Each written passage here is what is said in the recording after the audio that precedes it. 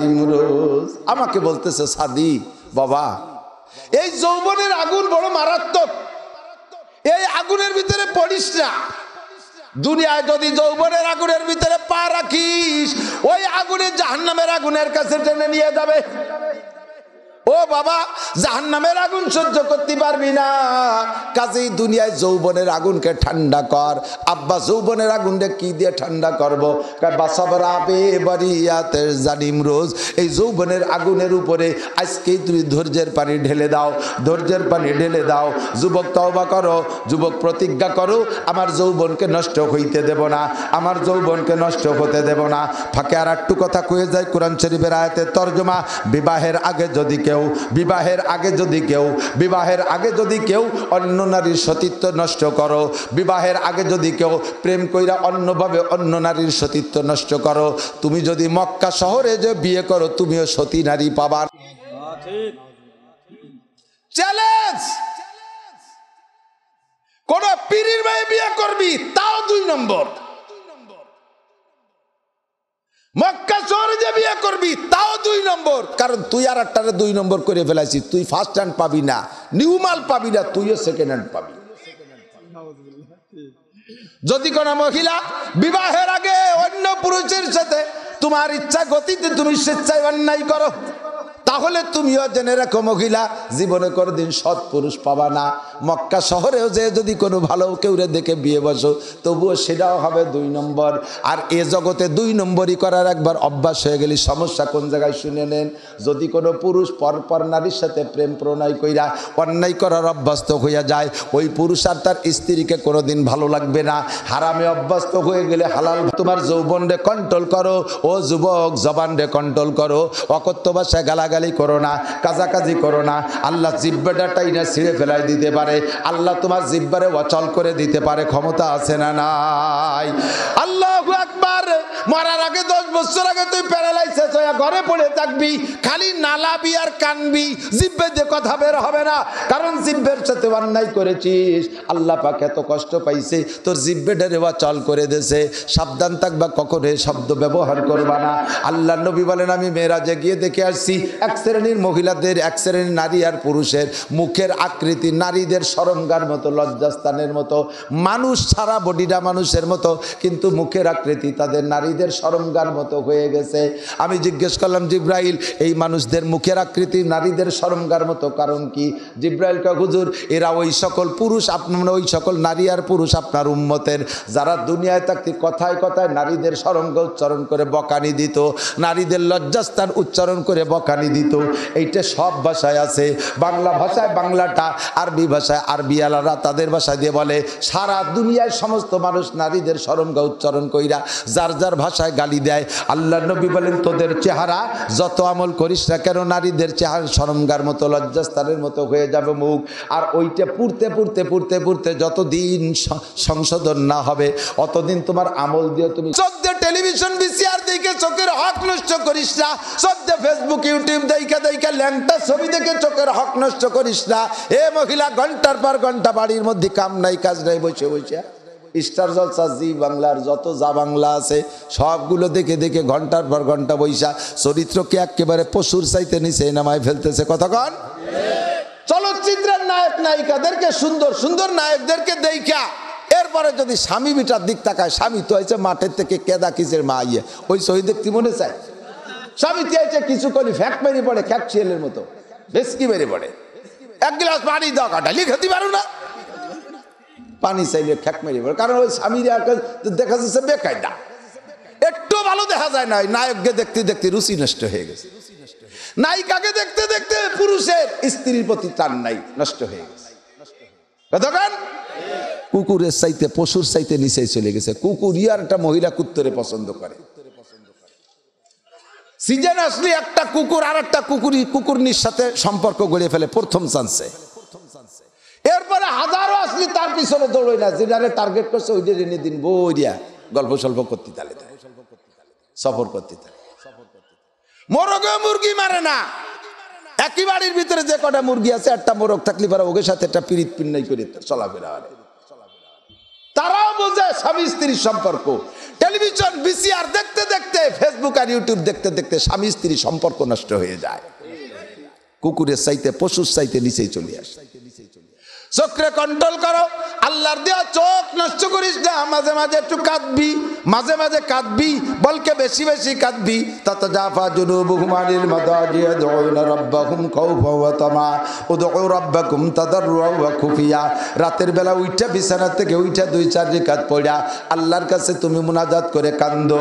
কোনো পীরে কাজ হবে না রে বাবা, কোনো নিতাই কাজ হবে না। কু আনফুসাকুম, যার যার চিন্তা সেই সেই করে রাখবা। কথা বলেন ঠিক না? আমার হিসাব আমার কাছে 2টা অঙ্গের ভিতরে 1 নম্বর অঙ্গ হলো জিহ্বা, 2 নম্বরে ওমা বাইনা রিজলাইহি, 2 রানের মাঝখানে আর একটা নরম অঙ্গ শরমের অঙ্গ। এই অঙ্গটা বডিতে ছোট কিন্তু এর অন্যায় বড়। দোস্তরে যৌবনরে কন্ট্রোল করো, যৌবনরে হেফাজত করো, যৌবনের বিপদে পড়ো না। শেখ সাদি রহমাতুল্লাহ আলাইহি বলেন, আমি যখন যুবক, একেবারে টলমলে যুবক, এই সময় আমার আব্বা মৃত্যু সজ্জায়, ওনার আব্বা বড় আলেম ছিলেন। শেখ সাদি বলেন, আমার আব্বা ডাইকা বলতেছেন, পেদার চুদাওর উমরাসমুন কাজী গাশ মোরা এক নসিহত কর দো বগুজাশ কে শাহওয়াত আতিশ আজওয়ায়ে বেপরহেজ বখুদ বর আতিশ দোজক মাকুনতেস দরা আতিশ নাদারি তাকতে সুজ বসবরা বেবরিয়াত। একটু বলেন আলহামদুলিল্লাহ। আমার নবী যদি ফেল করতেন তাহলে তো আমরাও ফেল। নবী পাশ করেছেন বিদায় আমরাও পাশ। শুকর আদায় করি আলহামদুলিল্লাহ। মদিনায় যাওয়ার পরে এক ইহুদি আইসা বলতেছে, মোহাম্মদ বলো তো দুনিয়ায় সবচাইতে দামি জায়গা কোনটা আর সবচাইতে বেদামি জায়গা কোনটা? আমাকে আপনাকে জিজ্ঞেস করলো, নিজের বিবেক বিবেচনা বুদ্ধি দিয়ে একটা জবাব দিতে পারবো। আর নবী পাক কি আমাদের চাইতে বেশি জ্ঞানী না? ভালো মন্দ কি হুজুর জানতেন না? অবশ্যই জানতেন। নিজের বিবেক বিবেচনা দিয়া একটা জবাব দিলে দিতে পারবেন, কিন্তু হতে পারে আজকের জবাবটা শরিয়াতের কোনো অংশে ব্যবহার হবে। এর কারণে নবী নিজের থেকে জবাব না দিয়ে একটু অপেক্ষা করতেছেন, দেখি অ্যান্সারটা আসমান থেকে আসে নাকি। ভাবতে না ভাবতে জিবরিল আলাইহিস সালাম পাশে, মা তাহজান ইয়া রাসূলুল্লাহ, হুজুর কি যেন চিন্তা করতেছেন। চিন্তিত মানুষ দেখলে বোঝা যায় হুজুর কি চিন্তা করতেছেন। হুজুর জবাব বললেন, সালানি ইহুদি আইয়ুল বুকাতে আহাব্বু ইলাল্লাহ ওয়া আইয়ুল বুকাতে আবগাদু ইলাল্লাহ। এই ইহুদি এসে আমার কাছে জিজ্ঞেস করছে সবচেয়ে দামি জায়গা কোনটা আর সবচেয়ে খারাপ জায়গা কোনটা। তো তুমি জিবরাইল জানো? জিবরাইল বলে, হুজুর আপনিও যতটুক জানেন আমিও ততটুক জানি, জবাব একটা দিতে পারবো, তবে সাহেবে শরিয়াত আল্লাহ পাকের কাছ থেকে শুনে এসে বললে কেমন হয়? বুখারী শরীফের হাদিস। তো হুজুর বললেন সেটা আরো ভালো হয়। তাহলে ইহুদিকে বললাম বসতে, তুমি একটু বসো, একটু পরে জবাব নাও। জিবরিল চলে গেলেন। যাইতে যে দেরি, আসতে অত দেরি হয় নাই। জিবরাইল সচরাচর 2টা ডানায় দিয়ে চলে, সচরাচর 2 ডানায় দিয়ে ওড়ে, তাতে সেকেন্ডে 1,86,000 মাইল যায়। দুনিয়ার সবচাইতে দ্রুতগামী যানবাহন রকেট 1 ঘন্টায় 30,000 কিলো যায়। আর জিবরাইল 2 ডানায় দিয়ে উড়লে সেকেন্ডে 1,86,000 মাইল যায়। ইহুদি সামনে বসা, নবীর উত্তর দিতে দেরি হলে ও সেখান থেকে আবার কোনো প্রকারের ভুল বুঝা নবীর উপরে অপবাদ দিয়ে চলে না যায়, এই জন্য জিবরাইল আজকে 2 ডানা দিয়ে ওড়েন নাই, 600 ডানা ব্যবহার করে উড়ে গেছে। 2 ডানার উড়ালে যদি হয় 1,86,000 মাইল গতি, 600 ডানারে গুণ দেন কত হবে? এত গতিতে গেলেন আর এত গতিতে আসলেন, যাওয়া আসা মনে হয় যেন যাই নাই। এসে খুব হাসি হাসি খুশি খুশি ভাব। জিবরাইল তুমি এত খুশি লাগতেছে? কয় হুজুর প্রশ্নের তো উত্তর নিয়েই আসছি, তবে খুশির আরেকটা কারণ হলো আমি আপনার কাছে ওহী আনতে আল্লাহর কাছে যাই, প্রত্যেকবারই কাছাকাছি যাই, তবে আজকে এই প্রশ্নটার উত্তর আনতে আমি যত নিকটে গিয়েছি আল্লাহ পাকের কাছে, এত নিকটে কোনোদিন যাইতে পারি নাই। আল্লাহ পাকের একেবারে কাছে চলে গেছি। হুজুর বললেন, আর আইতাল্লাহ তুমি কি তাহলে আল্লাহকে সরাসরি দেখে আসছো? রাআইতু রাব্বি আযজা ওয়া জাল্লা ওয়ালাকিন্না বাইনি ওয়া বাইনাহু ৭০ আলফা হিজাবিন। আল্লাহকে দেখেছি, তবে আল্লাহর মাঝে আর আমার মাঝে তখনও ৭০,০০০ নূরের পর্দা ফেলানো ছিল। তারপরও আল্লাহকে দেখেছি। আপনারা বলবেন, বাড়ি গিয়ে যদি বলেন, অনেকে আমার ওয়াজ ইউটিউবে শুনেছেন, হয়তোবা জীবনও দেখেন নাই, আজকে তারা আমাকে দেখেছেন, সত্য না মিথ্যা? মাঝখানে পর্দা আছে, তারপরও আপনারা আমাকে দেখেছেন। কতটুক দেখেছেন? হাতের কবজি, মুখমণ্ডল, কান আর আশপাশে যতটুক দেখা যায়, পাত থেকে এটুক সব ঘিরা, ঠিক না? তো আল্লাহ পাক রব্বুল আলামিনকে জিবরিল দেখেছেন, নবীও পাকও দেখেছেন। তো আল্লাহ পাকের কুদরতি যেমন হওয়া দরকার তেমন, তাতে ৭০,০০০ পর্দার আড়ালে ছিল জিবরাইল।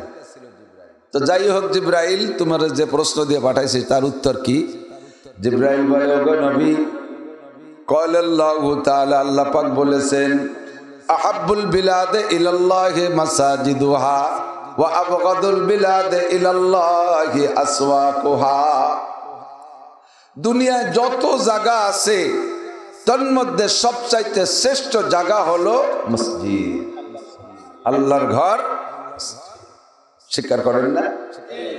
খাজার দরবার একটু স্বীকার করতে হবে। খাজার দরবার, বাবার দরবার, পীরের দরবার, কোন খানকা, সদস্যের কবর, রসুলের কবরের কথাও বলে নাই।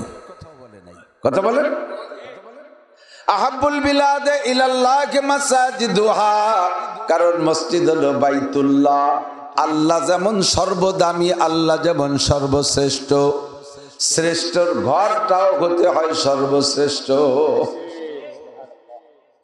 চেয়ারম্যান সাহেব দামি, তার ঘর মেম্বারের ঘরের চাইতে দামি। মেম্বার সাহেব দামি, তার ঘর ভোটারদের ঘরের চাইতে দামি। এমপি সাহেব দামি, চেয়ারম্যানের চাইতে এমপির দাম বেশি, তার ঘরের দামও বেশি। আল্লাহ সব চাইতে দামি, আল্লাহ সর্বশ্রেষ্ঠ। কাজে আল্লাহর ঘরের নাম মসজিদ, ওই মসজিদটাও সব চাইতে দামি। ও জায়গা নামাজ কালাম না পড়ে মসজিদের ভিতরে গিয়ে যদি আপনি নামাজের অপেক্ষায় বসেও থাকেন চুপ করে, জামাতের সময় হলে নামাজ পড়বো এই আশায় চুপ করেও যদি মসজিদের মধ্যে বসেও থাকেন চুপে চাপে, কথাবার্তা বলা ছাড়া, প্রত্যেক 2 রাকাত নামাজ ছোট্ট সুরদে পড়তে যে সময় লাগে, প্রত্যেক অতটুক সময়ের ভিতরে আপনার আমল নামায় 2 রাকাত করে নফল নামাজ লেখা হয়।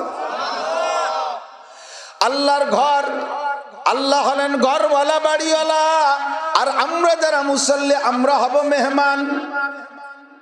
আল্লাহ পাক আমাদের মসজিদের মধ্যে খানা দানা যে মেহমানদারি করবেন না, আমাদেরকে আল্লাহ পাক বস্তা ভরে নেকি দিয়া আমাদেরকে আমলের নেকি দ্বারা ভরপুর করে দেবে আমল নামা। এটা হলো আল্লাহর মেহমানদারি। এবার সবচেয়ে খারাপ জায়গা কোনটা? জিবরাইল বললেন, ওয়া আবগাদুল বিলাদে ইলাল্লাহি আসওয়াকুহা, ওগো নবী, আল্লাহর দুনিয়ার সবচাইতে নিকৃষ্টতম জায়গা হলো বাজার। আপনারা যারা দাঁড়িয়ে আছেন না বসলে আবার ডিস্টার্ব হচ্ছে। সবচেয়ে নিকৃষ্ট খারাপ জায়গার নাম একটু স্বীকার করেন, কি জায়গা? বাজারে মিথ্যে কথা কওয়া চলে? চলে? গালাগালি কাজাকাজি করলে কেউ মুখ চিবে ধরে? দোকা ফাকির আড্ডা বাজার না? খালি হালাল মাল বিক্রি হয় না হারামও বিক্রি হয়? মদ, গাঁজা, ইয়াবা, ফেন্সিলিন, হিরোইন, আঠা মাঠা যা আছে এ চলে কি চলে না? ক্রেতাও যায় বিক্রেতারে ঠগাবে, বিক্রেতাও যায় ক্রেতারে ঠগাবে, ঠিক না? 100 টাকার মাল দামাদামি করে ঠিকঠাক করে কিনিয়া 95 টাকা দিয়ে কয়, ভাই 5 টাকা নাই, আগামী হাটে দেব। বিক্রেতা মনে মনে কয়, তুই দিলি দিস, না দিলি অসুবিধা নাই, আমার লোহার দাড়ি পালা তলে আমি বড়িনেরটা লাগাই দিয়ে ওটুক হাতে রাখছি, চুম্বক ওটুক আমি সাইডে রাখছি, তোরে আমি ভালো করে চিনি। সবচাইতে নিকৃষ্টতম জায়গা হলো বাজার। আর এই বাজারের মধ্যে ইবাদত করলে আল্লাহ পাক বেশি খুশি হয়ে যায়। একটা দোয়া, মাত্র একটা দোয়া, ছোট্ট একটা দোয়া এই বাজারে এসে পড়লে আপনার আমলনামা থেকে আল্লাহ পাক 10 লক্ষ গুনাহ মাফ করে দেয়।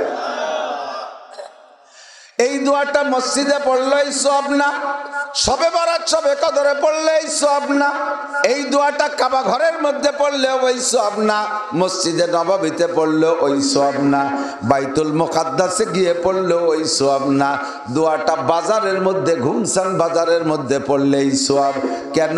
আল্লাহ কয় বাজার ইবাদতের জায়গা না, যে জায়গা কেউ আমাকে স্মরণ করে না।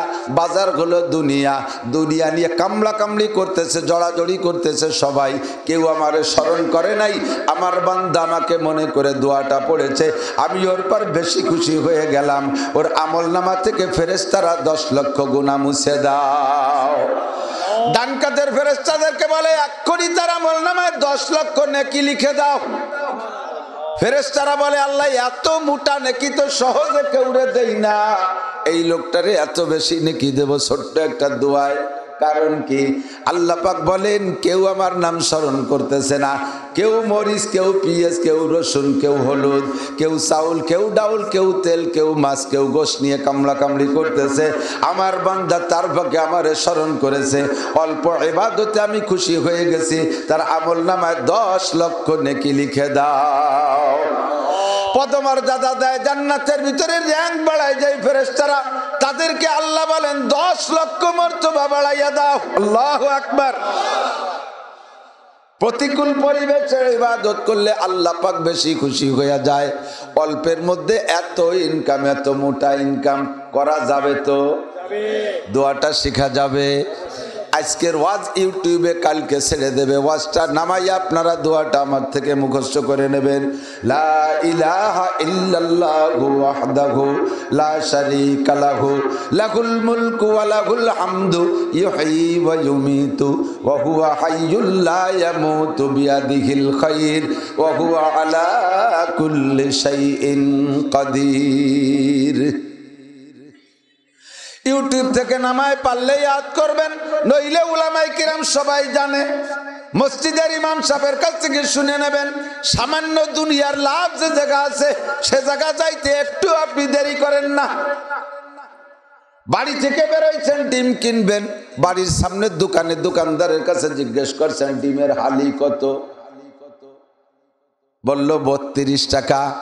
কানে কানে আর একজন কয় চাচা ওই যে দোকানটা দেখা যায় 1 কিলোমিটার ফাঁকা রাস্তার মাথায়, ও জায়গা গেলে আপনি ডিম পাবেন 30 টাকা হালি, 2 টাকা লাভ।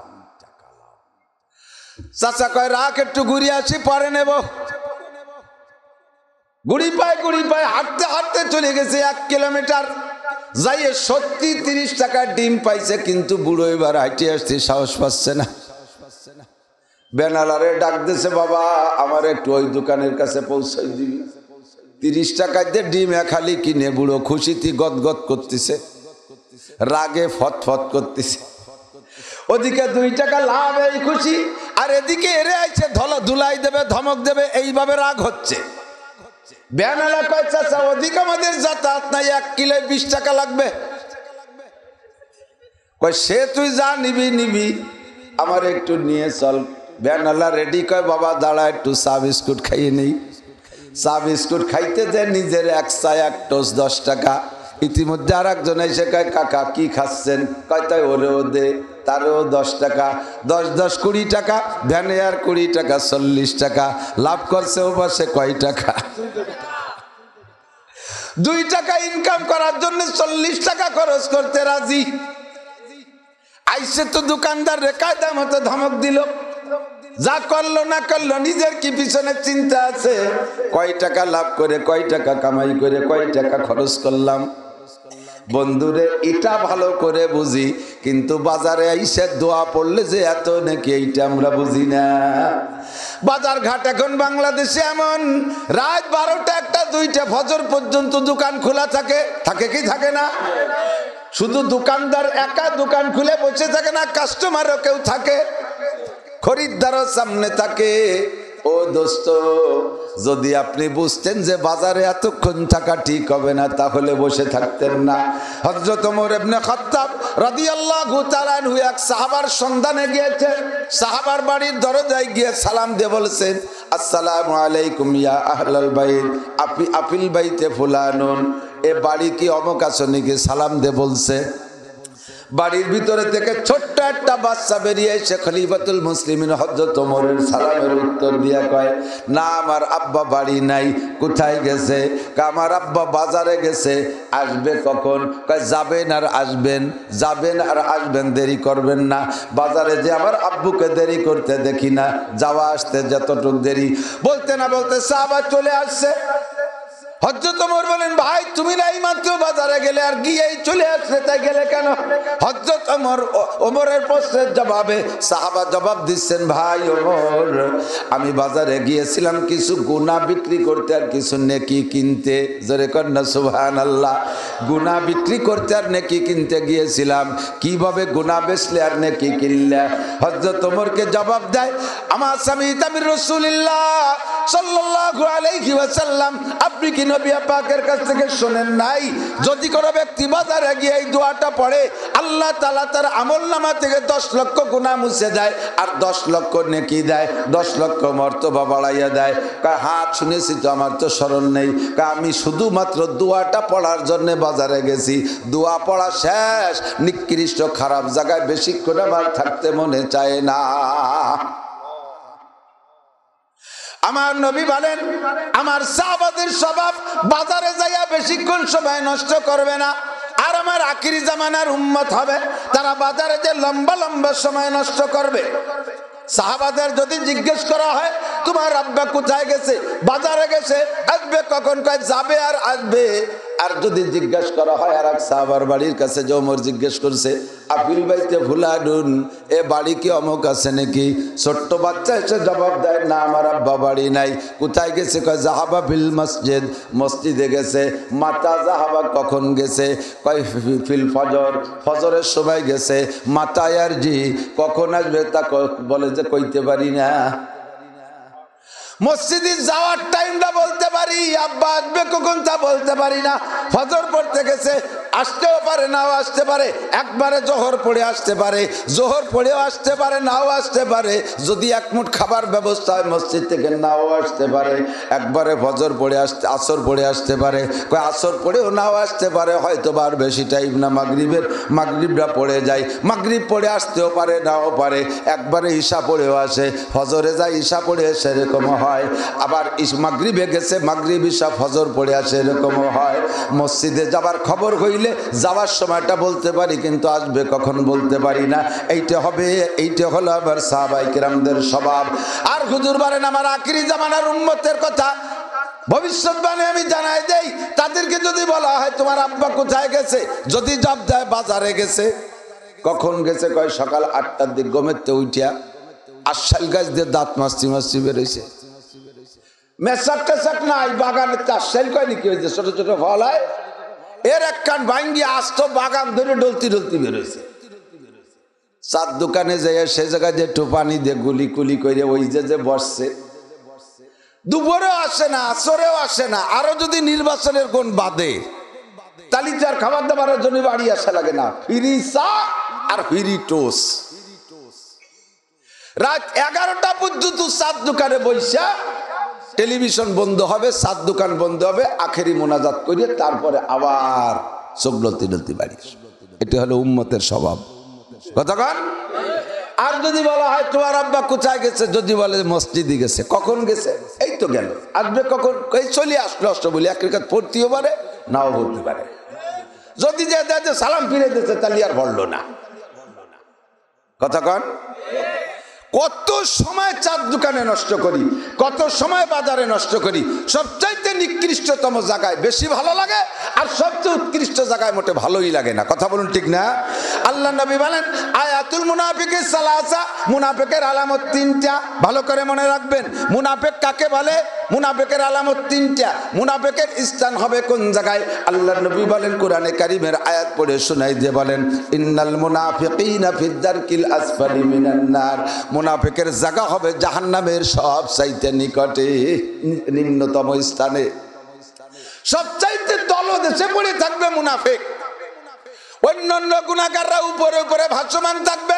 হক্কানি করে পীর মাশায়েখের চোখে পড়লে সুপারিশ করে বের করে নেবে, আলেম ওলামার চোখে পড়লে সুপারিশ করে বের করে নেবে, শহীদদের চোখে পড়লে সুপারিশ করে বের করে নেবে, নবীদের চোখে পড়লে সুপারিশ করে বের করে নেবে। কিন্তু মুনাফিক পড়ে থাকবে সবচাইতে তলদেশে, কাহারও চোখে পড়বে না, জীবনেও কোনোদিন সুপারিশ পাবে না। মুনাফিক কাফেরের চাইতে বেশি খারাপ। নির্বাচনের বছর বাংলাদেশে লক্ষ লক্ষ কোটি কোটি মুনাফিক পয়দা হয়, কথা কয় না? আপনাকে নির্বাচন হয়ে গেছে না সামনে? ইউনিয়ন নির্বাচন সামনে, কি এখনো বাংলাদেশে বাকি আছে? আমরা মনে করছি যে 25 এই 5 তারিখে শেষ, আমাকে গোপালগঞ্জ হয়েছে 15 মুনাফিক। এই ইকোবন্ধের কথা এমনি এলো বাজারের ভিতরে প্রতিধ্বনি হয়। মুনাফিক নির্বাচনের বছর মুনাফিক লক্ষ লক্ষ পয়দা হয়। সকালবেলা একজনের কাছে টাকা খেয়ে ভোট তারে দিয়ে দেয়, রাতের বেলা আর একজনের কাছে বেচা খায়, কথা কন? নামাজ কালাম পড়ে, তবলিগির সময় লাগায়, পীরের কাছেও যায়। এমন এমন ভালো মানুষগুলো পর্যন্ত 500 টাকায় বিক্রি। প্রার্থীদের চাইতে, আমি বলবো প্রার্থীদের চাইতে ভোটাররা দুর্নীতিবাজ বেশি, কতক্ষণ খায় একজনের গায়ে আর একজনের খায় দেয় নৌকায়, ভোট দেয় আর এক জায়গায়। ও দোস্ত, খাই দেয় আর এক জায়গা, ভোট দেয় নৌকায়, উল্টো পাল্টা টাল্টু বাল্টু করে। আল্লাহ নবী বলেন মুনাফিক চিনে নাও 3 জন। আয়াতুল মুনাফিকের সালাসা, মুনাফিকের আলামত 3টা। 1 নম্বরে ইজা হাদ্দাসা কাযাবা, কথা বললে কথার ফাঁকে ফাঁকে মিথ্যা কথা বলে, কথার ফাঁকে মিথ্যা কথা বলে, মুনাফিকের 1 নম্বর আলামত।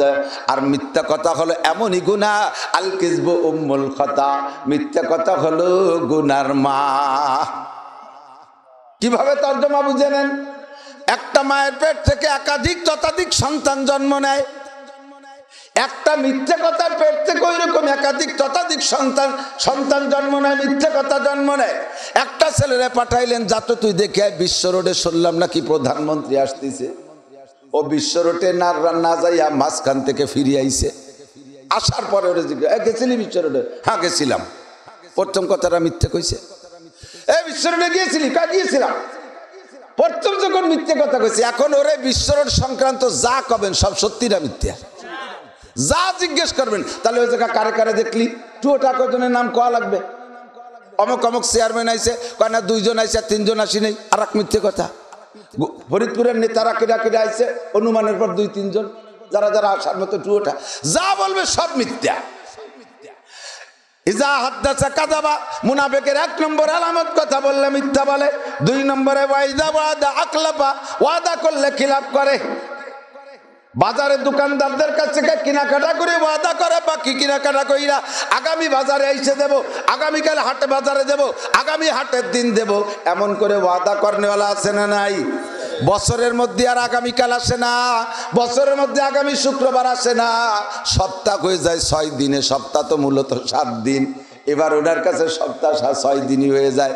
শনি রবি সোম মঙ্গল বুধ বৃহস্পতি, আবার শনি রবি সোম মঙ্গল বুধ বৃহস্পতি, মাঝে শুক্রবার নাই। শুক্রবারে টাকা দেওয়ার কথা আছে না নাই? এই তারিখ মিস করার কারণে মানুষে আগে কর্জ লেনদেন করত, এখন কর্জ বাদ দিয়ে সব সুদের উপরে চলে গেছে বেশিরভাগ, কথা বলেন আছে না নাই? সুদে কারবার আছে, সুদ খাওয়ার, সুদের প্রবণতা বাড়ার যে কয়েকটা কারণ, তার একটা হলো কর্জ নিয়ে ওয়াদা মতো তারিখ মতো টাকা দেয় না, যার কারণে কয় ঠিক আছে টাকা যত লাগবে নাও, 1000-এ 100 টাকা, লাখে 10,000 টাকা, মাসে এমন করে গুনতে থাকবা, ওই টাকার চাপের ভয়তে তাড়াতাড়ি পরিশোধ করার চেষ্টা করে। ও দোস্ত ভাই, যা ওয়াদা আকলাবা, ওয়াদা করলে খিলাফ করে, ওয়ানার তো কালি কালি খিলাফ করে। হ্যাঁ, যদি আপনি তারিখ মতো টাকা দিতে না পারেন তাহলে তার কাছে তারিখ মতো আসবেন, আইসা বিনয়ের সাথে বলবেন ভাই যান পর্যাপ্ত চেষ্টা করেছি, সাধ্য অনুযায়ী চেষ্টা করেছি, পারি নাই জোগাড় করতে, মেহেরবানি করে আমার আর 2-5টা দিন সময় দেন, এটা আপনার ওয়াদা খেলাপ হবে না। কিন্তু না কইয়া তারে পলায় পলায় আর মোবাইল হয়ে তো দুনিয়ার মিথ্যে কথা বলছে। এই দোকানের ওই পাশে এই পাশে, এই নান্টু তুই কোন জায়গা? আরে ভাইজান সে টাকা গুছাই তুই, আমি হঠাৎ করে চিঠিখান চলিয়েছি দোকানের ওই জায়গায়। পায়খানার মধ্যে ফোন ধরে কয় আমি হলো ঢাকা, আসলে তো খোলা জায়গা না, ঢাকা জায়গা, পায়খানার মধ্যে ঢাকা। কেসা মিথ্যেবাদী, এইটা সত্যি কথা কইছে। কিন্তু এই ঢাকা কি সেই ঢাকা? যে ঢাকায় তোমার টাকা দিতে ঠেকায় সেই ঢাকা না, এটা পায়খানার মধ্যে ঢাকা। আর সুদখোরের কারবার, সুদখোরের জন্য আমি অনুমতি দিচ্ছি তা নয়। সুদের ভিতরে 70 প্রকারের গুনাহ, ধরে বলেন কয়? মস্ক করেন কয়? সবাই করতে হবে কয় প্রকার? কেন সবাই রেতে কয়াইলাম? কিয়ামতের মাঠে যেতে মুখ মুছতে না পারেন যে আমি ও কথা কোনোদিন শুনি নাই। মুখ দিয়ে বেরোইতেছেন সঙ্গে সঙ্গে আপনার কিরামান কাতিবিন সম্মানী ফেরেশতারা লিখে ফেলাইছে, মা ইয়ালফিযু মিন কাউলিন ইল্লা লাদাইহি রাকিবুন আতীদ। গোয়েন্দা ফেরেশতা পাশে বসে লিখে ফেলাইছে। কোনোদিন কইতে পারবেন না যে মাওলানা নাসির সাহেব আমাদের দেশের বড় বক্তা, সেও তো কথাটা আমাদের মাঝে এসে কয়ে গেল না। উনি যদি বলতো তাহলে আমরা সুদে কারবার ছাইড়ে দিতাম। এই বলে আল্লাহর সামনে আপনি মুখ মুছবেন, যাতে মুখ মুছে সারিয়ে যাইতে না পারেন, এই জন্য আমি মস্ক করায় বলে দিলাম। আপনার মুখ দিয়ে বেরোনোর সঙ্গে সঙ্গে আপনার আমল নামায় লেখা হয়ে গেছে সুদের মধ্যে 70 প্রকার গুনাহ। আলাহা হারবুম বিল্লাহি ওয়া রাসূলিহি। ও সুদখোরা সুদদাতারা মনে রাখবা, 70 প্রকারের গুনার 1 নম্বর গুনাহ হলো আল্লাহর সাথে যুদ্ধ করা, নবীর সাথে যুদ্ধ করা। নবীর সাথে কোন মুসলমান যুদ্ধ করে না? করে করে করে। নবীর সাথে কোন মুমিন যুদ্ধ করতে পারে? আল্লাহর সাথে কোন মানুষ যুদ্ধ করতে পারে? আল্লাহর সামনে কোন আল্লাহর সাথে কোন ঈমানদার লড়াই করতে পারে না। নমরুদ যুদ্ধ করতে গেছে আল্লাহর সাথে, আল্লাহ তার ঘাড়টা মটকায় দিয়েছে, জম্মের মাইর মাইরে ছেড়ে দিয়েছে, খোলা পঙ্গু মশা দিয়ে তারে ধুলাই দিচ্ছে জম্মের দেওয়া, ঠিক না? 1 নম্বর গুনাহ আল্লাহ আল্লাহ রাসূলের সাথে যুদ্ধ করা। যদি সুদে কারবার বাড়িয়ে যায়, আল্লাহ পাক রব্বুল আলামিন যুদ্ধ করে তীর তরবারি দিয়ে নয়, কামান গোলা বারুদ দিয়ে নয়, হেলিকপ্টার সাজোয়া যান দিয়ে নয়, ট্যাঙ্ক টং কামান দিয়ে যুদ্ধ করে না, রাইফেল বন্দুক দিয়ে আল্লাহ যুদ্ধ করে না। আল্লাহর যুদ্ধ ছোট্ট যুদ্ধ, ওয়াইজা আরাদা শাইআন আইয়াকুল লাহু কুন ফায়াকুন। এমন ভাবে মার দিয়ে ছাড়িয়ে দেবে, দোস্ত তুমি মরার সময় টের বাবা যে মরলে, কিন্তু কি জন্য মরতেছ তা তুমি কোনোদিনও হিসাব করো না, কোনোদিনও তুমি ভেবে দেখো না। আমাদের এই অঞ্চলে, বৃহত্তর ফরিদপুর অঞ্চলে, আমাদের দেশে একটা কাইতেন ফসল হয়, কলাই মুসুরি হয় না? কলাই মুসুরি এবার গেছে না আছে, বেশিরভাগ চলে গেছে। এর জন্য আল্লাহ বোমা মারে নাই, মাত্র 2 দিনের একটু হালকা বৃষ্টিতে সব শেষ করে দিয়েছে। দেশে কি দেয় নাই? ও মুসলমান, ইরি লাগাইতেছ, পেঁয়াজ লাগাইতেছ, ওর সামনে আপদ বিপদ আলাই বালাই আছে না নাই? সুদে কারবারের টাকা যদি পেঁয়াজের কাছে ঢুকাও, সুদের টাকা যদি ইরির কাছে ঢুকাও, মালিক এমন একটা মার দিয়ে ছেড়ে দেবে, এমন একটা বোমা মেরে দেবে, সম্পূর্ণ ফসল মাঠের মধ্যে পচে যাবে, বাড়ি আনতে পারবা না। আমারতে পারে কি পারে না? ভয় পাও, ভয় পাও। 1 নম্বর হলো আল্লাহ আল্লাহ রসুলের সাথে যুদ্ধ করা। সুদে কারবারের থেকে টাকা আইনা, ব্যারাক অ্যাডামসকারিতা, বিআর ডিভিশন, নির্বাচনী চক্র, আশা, প্রশিকা, গ্রামীণ ব্যাংক, পাবলিক ফাংশনের থেকে সুদের পর টাকা আইনা দোকানের পুঁজি বাড়াবা, ব্যবসার পুঁজি বাড়াবা, দোকানের পজিশন কেনবা, বাড়ির দালানে ছাদ দিবা, টিনের ঘরে টিন লাগাইবা, যে জায়গা যা করবা দোস্ত আগুন লাইগা যাইবে, কোনোদিন ওর মধ্যে সুখ শান্তি পাবা না। কিস্তি দিতে দিতে দমের নাড়ি বের হয়ে যায়। আর এই সুদে কারবারের কিস্তি শনি রবিবারে নিতে আসে। যদি সুদের দিন থাকে, সপ্তাহ ছোট হয়ে যায়, মনে হয় যেন 2-3 দিনই শনিবার চলে আসতেছে।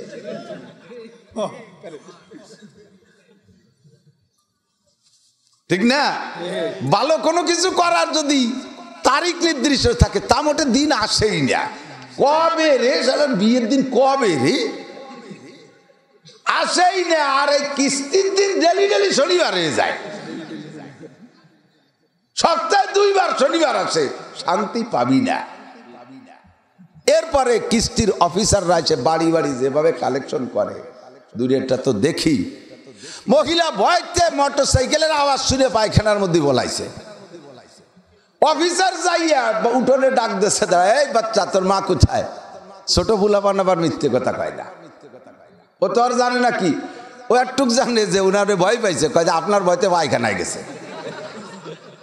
পায়খানা কই, যে পায়খানা আপনার বেড়া খেতে পায়খানাও দিত না এক সময়, আপনারা যে পায়খানা দিচ্ছেন সেই পায়খানায় গেছে। উঠোনে আর দাঁড়ায় না থেকে ডাইরেক্ট মোটর সাইকেলে ফিরে গিয়ার দিয়ে পায়খানার দরজার সাথে চাকার মাথা বাদাই দিয়ে হরেন দিচ্ছে, বেরিয়ে যায় নাকি। এরবারে বাংলা ডাকছে, ভাবি আর কতক্ষণ হাঁকবেন? বাংলা বেরোন তাড়াতাড়ি। ইজ্জত কি সুখী রুটি বেহতার, জিল্লাত কি মরগে মুসলমান সে। সম্মানের সাথে শূন্য রুটি খেয়ে বেঁচে থাকা ভালো, বেইজ্জতি হয়ে বিরিয়ানি খাওয়ার চাইতে। কথা বলেন ঠিক কি ঠিক না? এমন বেইজ্জতি হয়ে বিরিয়ানি খাও না, এমন বেড়াকের পায়খানায় পায়খানা করো না, এমন সমিতির টাকা দিয়ে দালান কুটা করো না যেই সমিতির টাকায় তোমার পায়খানার মধ্যে তোমার বউডারে বেইজ্জতি করে। ইজ্জত কি সুখী রুটি বেহতার, জিল্লত কি মরগে মুসলমান সে। সম্মানের সাথে শূন্য রুটি খাও তাও ভালো, বেইজ্জতি হয়ে বিরিয়ানি খাওয়ার চাইতে। কথা কি মনে আছে নাকি দোস্ত? ভালো করে মনে রাখবেন, 70 নম্বরের সবচাইতে ছোট গুনাহ, 70 নম্বরের সবচেয়ে ছোট গুনাহ হলো, 70 নম্বরের সবচেয়ে ছোট গুনাহ হলো আইয়ান কি হারাজুল উম্মাহ। সুদখোর যদি পুরুষ হয় সে তার মায়ের সাথে জিনা করার গুনাহ। সুদদাতা যদি পুরুষ হয় সে তার মায়ের সাথে জিনা করার গুনাহ। আর সুদখোর আর সুদদাতা যদি মহিলা হয় তার বাপের সাথে জিনা করার গুনাহ। দুনিয়ায় জিনা একটা 1 নম্বর, প্রথম কাতারের 1 নম্বরের ক কাতারের গুনাহ। কিন্তু দোস্ত তার ভিতরে আবার ক্লাসিফিকেশন আছে। অন্য জায়গায় জিনা করা মায়ের সাথে জিনা করা, অন্য জায়গায় জিনা করা মেয়ের সাথে জিনা করা, এইটা সবচাইতে জঘন্য। কথা বলুন ঠিক কি ঠিক না? হাদিসে আসছে, তাই আমি তর্জমা বলতেছি, কিন্তু সামাজিকভাবে কথাটা বলতে বড় লজ্জা লাগে। মায়ের সাথে জিনা করা, মেয়ের সাথে জিনা করা কত বড় জঘন্য অপরাধ। আল্লাহর কসম, যারা সুদ খাইতেছেন আর দিয়ে যাচ্ছেন নিয়মিত, সুদে কারবারের সাথে জড়িত আছেন, ফাসাও ফাতারা ইজান কাশাফাল গুবারো আপারাসুন তাহতারি জিলিকা আমহেমারো। দুনিয়ার অর্থের লোভে আমার কথাটা আপনি কান দিতে পারতেছেন না, অন্তরে ঢুকাইতে পারতেছেন না, চক্ষু বন্ধ করে কবরে যাবেন, ওই সময় আপনার চোখ খুলে যাবে। মর্দমারা সর্বসার দর খাবেদা গাছতে বেদারা কেউ রাত আজ যাহা। দুনিয়ায় যতক্ষণ আছেন ঘুমিয়ে আছেন, কবরে যাওয়ার পরে ঘুম ভাঙবে, তখন সব কিছু দেখতে পারবেন। যখন অন্ধকার কেটে যাবে তখন বুঝবেন যে আপনি ঘোড়ার পিঠে বসা না, আপনি গাধার পিঠে বসা। বুঝবেন? সাহাবায়ে কিরামের ওগো নবী, কয় টাকায় কয়বার জিনার গুনাহ? আল্লাহ নবী বলেন, আর রিবা বিদিরহামিন কাসিত্তি ওয়া সালাসিনা জিনিয়া। 1 দিরহাম পরিমাণ সুদ খাইলে এবং দিলে, বলেন খাইলে এবং দিলে, 1 দিরহামে 1 টাকা পরিমাণ সুদ খাইলে এবং দিলে আপন মায়ের সাথে 36 বার জিনার গুনাহ। আর রিবা বিদিরহামিন কাসিত্তি ওয়া সালাসিনা জিনিয়া আও কামা ক্বালা আলাইহিস সালাতু ওয়াস সালাম। 1 টাকা সুদ খাইলে এবং দিলে আপন মায়ের সাথে 36 বার জিনার গুনাহ। আর এত দূর পর্যন্ত চলে আসছে গুড়ায় একটা অন্যায়ের কারণে এত দূর চলে আসছে, সেইটা হলো কর্জ নিয়ে টাইম মতো পরিশোধ করে না। লক্ষ লক্ষ টাকা দেই মানুষকে, এই তারিখে দেব, বছরের মধ্যেও দেয় না। এত বড় বিপদে ফেলায় দেয়। এইটা হলো ইদা ওয়াদা আকলাবা। এগুলোর নাম কি? মুনাফিক। জোরে বলেন কি নাম? ইন্নাহুম লামিনাল মুনাফিকিনা হাক্কা। এগুলো পাক্কা মুনাফিকের মধ্যে কোনো সন্দেহ নাই। মুনাফিকের আলামত 3টা। 1 নম্বরে মিথ্যে কথা, 2 নম্বরে ওয়াদা খিলাফ। এই সুদের সম্পর্কে আর একটা হাদিস আমি না বলে পারতেছি না। আল্লাহ নবী সাল্লাল্লাহু আলাইহি সাল্লাম বলেন, মারারতু লাইলাতা উসরিয়া বিবি কওমিন বুতুনুহুম কাল বুয়ুত। মেরাজ রজনীতে আমি মেরাজে গিয়া জাহান্নাম দেখতে গিয়েছি। জাহান্নামের মধ্যে দেখি 1 শ্রেণীর মানুষ দাঁড়িয়ে আছে, বিশাল বিশাল পেট। বাইতুন মানে ঘর, তার বহু বচন হলো বুয়ুত। হুজুর বলেন বুতুনুহুম কাল বুয়ুত, তাদের পেট বিশাল বিশাল ঘরের মতো। এই পেট খালি না, ফিহাল হাইয়াত, পেট ভরা সাপ। ফিহাল হাইয়াত, পেট ভরা সাপ আর সাপ। তুরামিন খারিজি বুতুনিহিম, পেটের বাইরে থেকে সব সাপগুলো দেখা যাচ্ছে, আমি চোখে দেখে আসছি। এই সাপে যাইয়া ভিতরে যাই ওর কলিজায় কামড়াইতেছে। সুজান আকরা, সেই সাপগুলোর মাথায় টাক আর তাদের দাঁত দিয়ে আগুন সহ বিষ বের হচ্ছে।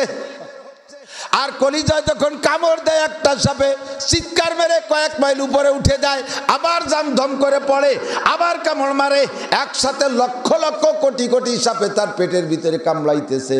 লোকটা চিল্লাইতে আর বলতেছে, রব্বানা আখরিজনা মিনহা ফাইন উদনা ফাইন্না জালিমুন, মেহেরবান আল্লাহ আর একটা বার বের করে দাও, যদি এই অন্যায় আবার করি তাহলে তুমি যেই শাস্তি দিবা কোনোদিন আর কথা বলবো না, একটা বার তুমি আমারে বের করে দাও। রব্বানা আখরিজনা মিনহা ফাইন উদনা ফাইন্না জালিমুন, আল্লাহ আবার যদি করি তখন তুমি জালেম বলবা, এবার আমারে ক্ষমা করে দাও, আর একটা বার আমারে বের করে দাও দুনিয়ায়। চিল্লাইতে তালে আছে, আল্লাহ পাক কোনো জবাব দেয় না, ফেরেশতারা তার সাথে কথা বলে না। নবী বলেন, জিব্রাইল এই লোকটা এমন চিল্লায়, আল্লাহ তো একটা সান্ত্বনামূলক জবাব দিলেই পারে, আল্লাহ কেন কথা বলে না তার সাথে? জিব্রাইল বলে, হুজুর আজও না কাইলো না, বছরেও না, যুগেও না, মাসেও না, বছরেও না, 1000 বছরও তার সাথে কথা হবে না। প্রত্যেক 70,000 বছর পরে যায়া, প্রত্যেক 70,000 বছর পরে আল্লাহ পাক তার একটা জবাব দেবে। জবাবটা কি? কোরআন শরীফের মধ্যে আছে, আল্লাহ বলবেন, ইকসাউ ফিহা ওয়ালা তুকাল্লিমুন, কথা মোটে বলবি না, আর তোর কথা শোনা হবে না, পড়ে থাক, পড়ে থাক, ইকসাউ বেইজ্জতি হয়ে পড়ে থাক, লা তুকাল্লিমুন, আমার সাথে কথা বলবি না। আমি তোর নবী রাসূল যে বয়ান করাইছি, ওয়াজ করাইছি, পীর পাইগম্বর যে বয়ান শোনাইছি, উলামায়ে কিরাম জেজি পোকার মতো চিল্লাইছে মাইক নিয়া, কথায় কান দাও নাই। সে সময় দুনিয়াকে এমন ভাবে প্রাধান্য দিয়েছো, বাল তুসিরুনাল হায়াতাদ দুনিয়া ওয়াল আখিরাতু খায়রু ওয়া আবকা, আখিরাতের এই চরম পরম ভালোকে গ্রান্ট করো নাই, গুরুত্ব দাও নাই, বিশ্বাস করো নাই, ক্ষণস্থায়ী ক্ষুদ্র দুনিয়াকে প্রাধান্য দিয়েছো, ওই দুনিয়া জন্মের কামাই করে খাইছো, কথা মোটে বলবি না, পড়ি না। 70,000 বছর পরে একটা ধমক দেবে, আবার চিল্লানোর আওয়াজ বেড়ে যাবে, আরো জোরে জোরে চিল্লাবে। পাশের জাহান্নামে বলবে আল্লাহ, জাহান্নামে বলবে, জাহান্নামীরা না, পাশের জাহান্নামে স্বয়ং বলবে, আল্লাহ এই চিল্লানওয়ালাদের আওয়াজে আমার অসহ্য লাগে, ওদেরকে সরাই দাও। আল্লাহ কা ওরা ওই জায়গায় থাকবে, ওদের আওয়াজ এদের জন্য পীড়াদায়ক হবে, ওদের আওয়াজ এই জাহান্নামীদের জন্য কষ্টদায়ক হবে। জাহান্নাম মানেই হলো কষ্ট দেওয়া, কাজেই কষ্ট পাইতেই থাকবে। আবার 70,000 বছর পরে আবার বলবে, ইকসাউ ফিহা ওয়ালা তুকাল্লিমুন।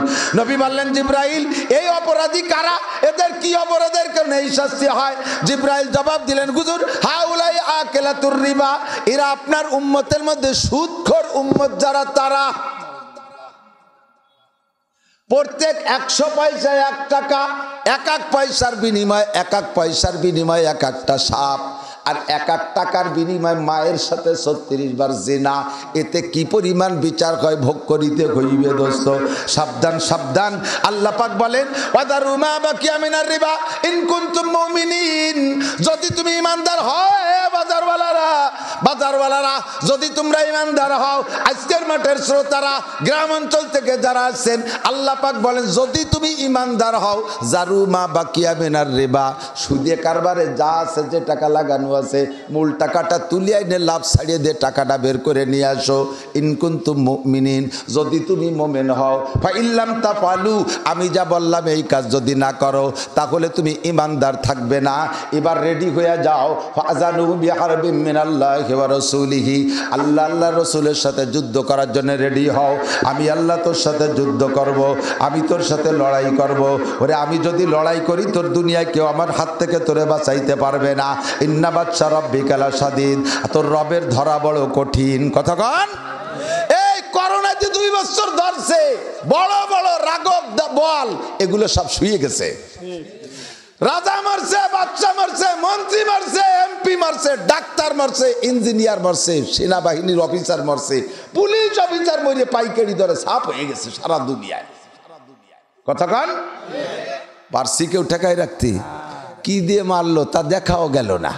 সানাস্তাদরিজুহুম মিন হাইসু লা ইয়ালামুন, আল্লাহ কয় কোন দিক দিয়ে মারবো সে দিকই তো তুই খুঁজে পাবি না, কোন পাশে কোপ লাগতেছে। মুখস্থ তীর আসতি তালে আছে, কয়টা ঠেয়াবি? হয়লা কইছে যে নাক দিয়ে মুখতে ঢোকে, এখানে কান কাপড় বেঁধে তোবা মাস্ক, এ মাস্ক পরাই দিছে।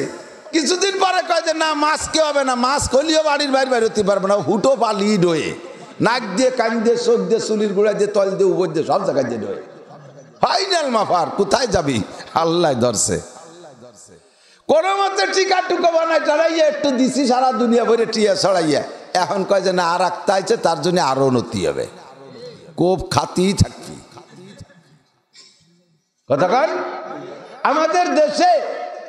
আমাদের দেশে আগে গ্রাম অঞ্চলে বাড়ি বাড়ি, গ্রাম না সব জায়গায় সার পোকা নামে এক পোকা ছিল, চেনেন? ছিল না? এখন খুব কম আছে, খুব কম। আমাদের বাড়ি তো নাই। আগে এই চেয়ারে পর বসলে ওর দুই তক্তার মাঝখান দিয়ে কুটকুট করে কামড়াতো। বাংলা চকিতে বসলে, তক্তা মিশনে চকি ছিল তো, এই পালং টালং তো আগে কমই ছিল। ওর ভাগ্যে যাইয়া ভাষায় কুটি কুটি কামড় দেয়। রেলগাড়িতে বসা যেত না, উড়োসের জ্বালায়। উড়োস তো নাকি বলে? উড়োস। আল্লাহ, ল্যাপের কেনি, বালিশের কেনি, মশারির কেনি, খেতার কেনি, উড়োসের জ্বালায়। অনেকের বাড়ি বেশি হওয়ার কারণে তার জামার মধ্যে ঢুয়ে যেত উড়োস বেশি। সরকার বড় বড় মেশিন দিয়ে উড়োস মারা, মেশিন দিয়ে উড়োস মারত, ওষুধ দিত বিষ, তাতে কিছুটা দমন হতো। আবার ওর জার্ম জীবাণুতে থেকে যেত, আবারও পড়তো, পয়দা হতো। এখন কিন্তু সেই হারে উড়োস নাই। উড়োস নাই বললেই চলে। আমি তো দেখি রে, উড়োসের সাথে করে সাক্ষাৎই আমার হয় নাই। কতদিন হলো গেল, কোথায় কেন গেল বলবো?